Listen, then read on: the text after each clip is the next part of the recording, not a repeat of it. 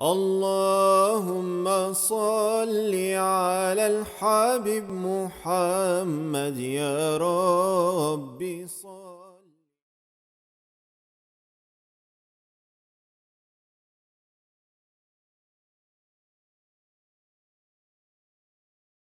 Yeah, I don't know. Where would you start with that? Because I think with the relevance question, go actually more than you first. No, I would say that it's impossible for Islam not to be relevant. I think we need to reframe the whole conversation. It's impossible for Islam not to be relevant. The whole purpose Allah revealed it was it's impossible. So what we're talking about ultimately is not the message, it's the medium of the message, not the message itself. It's impossible. Well, which I think is the issue. What do we talk about that is relevant? You want to talk about what's relevant to me is spirituality. That's the relevant topic. Everyone, this weekend, for example, I don't know about to you, but everyone that came to talk to me about an issue, and there were a lot, ultimately it was always a spiritual issue. Absolutely. It was a spiritual matter. Absolutely. You know? and that's precisely what Imam al-Ghazali ultimately figured out in his life and his journey. And I think the stage that we're in, when I was looking, have you ever been to the American Islamic Heritage Museum in DC? I have not. Ajib, you have to go. And they have all these exhibits from the first arriving Muslims in the 1600s all the way into modern times. And like it was very clear, just like looking at this, is that the missing link is spirituality. In other words, there's no way to really root the realities of the deen and to have long-term sustainable practice and preserve the integrity of Islam without spirituality. It's impossible.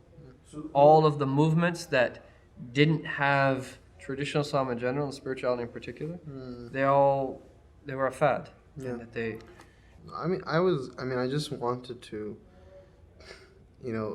make critical this idea that and this is something I wanted to mention last night, we do have this pressure upon us, this impulse that I want to be relevant, meaning that I'm socially viable, right? That people can look at me and they think, that looks familiar, right? That's not so odd.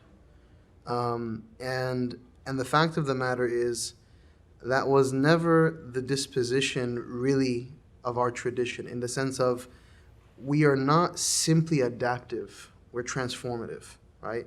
Yes, we may engage, right? Yes, there is a cultural engagement, but it's not just adapting into, it's critical engagement, and there are times where things may be transformed, and that is khair, right? And that's the idea that we have to understand, is that America is a work in progress.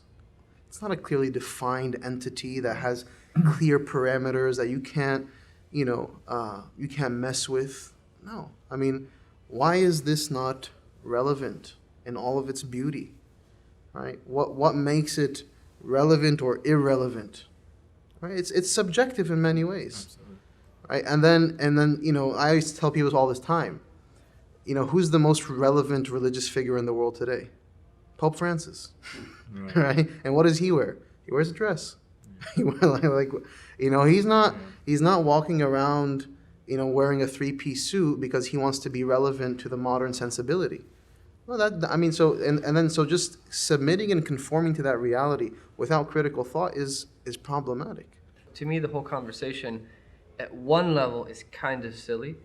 However, I think really to me it's transformation is really the key word.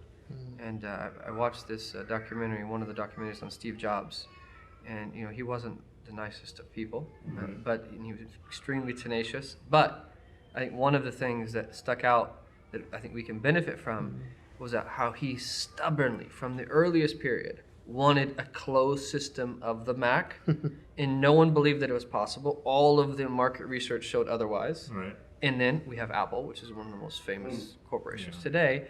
And what did he say? Is that when Bob Dylan wrote songs, he didn't give people that what they thought they wanted, he gave them what they needed. Yes. Right? And that Right. to me stuck out, is that people ultimately, they have things that they think they need, and then they have their true needs. And that the Lord of the worlds revealed the Quran because he knows everything about us and gave us our true needs. In other words, that being a link in the transmission of this deen. I think that has to remain at the forefront of our minds. Is that what are the true needs of people, and how can we wisely bypass some of the inhibitions in the way and give people what they really need. And that's precisely. I was just going to say that we can't elevate dialogue amongst people if we don't have an elevated spiritual state within our qulub. So I think that's the missing link, is that many of these realities that we feel the community needs to get to, I may not have it within me, so how can I pass it along? Yeah, but I want to kind of emphasize Shaykh Yahya's point, which is really redefining relevance, because I think that was your initial question. Yeah. But redefining it into what exactly is that which people need.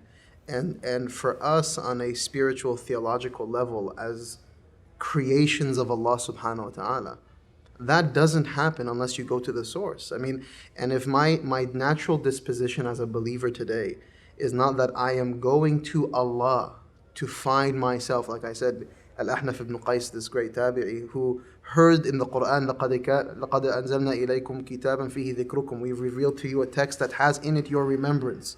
You will find yourself in the book of Allah. So he opened up the Quran to begin to find himself. Right? And so it's a beautiful long story. Go look it up. But just to kind of focus on this point. And so what I believe is relevant is we really go back to the usul of our tradition, and we figure out what is it that the ulama really did, right? Because we're talking about spirituality, but that's one of the critical legs. There's no doubt about it. I mean, Shaykh Yahya can tell us more about this as well. There is a rich intellectual tradition that was formidable, that withstood the test of time, that was able to engage at a critical level. There was the rich spiritual component, but then there was that shar'i submission, fiqh, ritual, engaging in external submission to the dictates of Allah subhanahu wa ta'ala, whether they can be theorized or otherwise, right? So it's these spheres of Islam, Iman, and Ihsan that have to be revived in their full scope, the way in which was done over the centuries. And I think that's how we begin to redefine relevance. Now, what's critical about the hadith of Jibreel is that fourth question. No, why don't you finish it off? No, finish it off, Sidi. That's exactly what came to mind when you were saying that. Is that if we try to look at any issue, whatever it might be, issues inside the Muslim community or beyond, outside of our own unique framework, is that we've lost. That if we adopt other frameworks that uncritically, is that we've lost. Because the way that the brain works is that if you evoke a frame, even if you negate a frame, you've essentially confirmed that frame. Is that we have a frame. Our Prophet situated us, sallallahu alaihi wasallam, that in history, past, present, and future. And so you can't see anything that we're experiencing in our time outside of that fourth dimension that Jibreel asked the Prophet sallallahu alaihi wasallam about the signs of the end of time. In other words, is that how the building blocks of a believer in the community is undermined. Meaning that what are these changing circumstances, these tribulations that are tests at any given time. And so all of these issues of that relevancy and that being relevant, and that these new philosophical and cultural, social currents and all these types of things, social media and these fads and trends, is that you have to see them in our own framework. And that ultimately we believe in the end of time. Yeah. And we believe that things are going to successively get worse and worse until the end of time.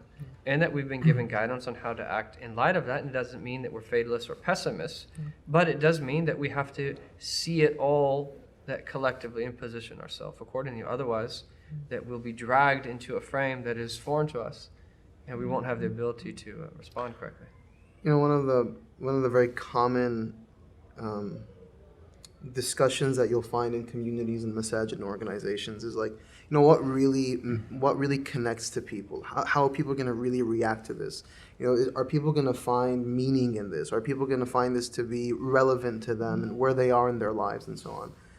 There's a beautiful story of Sa'd ibn Ubadah, I don't know, when he first heard about the punishment of zina. And he hears that the uquba is that you need 4 witnesses. So he said, I need 4 witnesses to have this punishment enacted. So he went to the Prophet ﷺ. He said, Ya Rasulullah, if I find women in my family who are having zina, I have to wait to have 4 witnesses? I said, no. He said, no, Ya Rasulullah, I would kill them on the spot. Right? So, and he was a chieftain in his tribe. So he left. غاضبا, he left. And so the people from the Ansar were saying, Ya Rasulullah, لا تؤاخذه إنه رجل غيور.